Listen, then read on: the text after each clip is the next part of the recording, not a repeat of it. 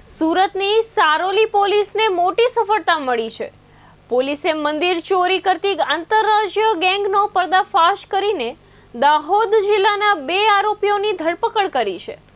તપાસ દરમિયાન કર્ણાટકના ચિત્રદુર્ગા, દાવણગેરે અને ધારવાડ જિલ્લાના 4 અલગ-અલગ મંદિર ચોરીના ગુનાઓનો ભેદ ઉકેલાયો છે। બાતમીના આધારે નિયોલ ચેકપોસ્ટ નજીક વોચ ગોઠવી ભુરજીભાઈ મખોડિયા અને વિજયભાઈ ગુંડિયાની ધરપકડ કરવામાં આવી છે।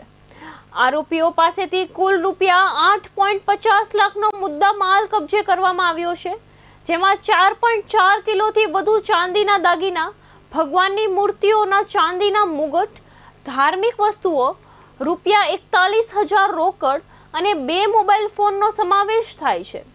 સારોલી પોલીસે અને સર્વેલન્સ ટીમની સંયુક્ત કામગીરીથી ચોરાયેલી કિંમતી ચાંદીની વસ્તુઓ પરત મેળવવામાં સફળતા મળી છે। આ કામગીરીને સુરત પોલીસની નોંધપાત્ર સફળતા તરીકે જોવામાં આવી રહી છે।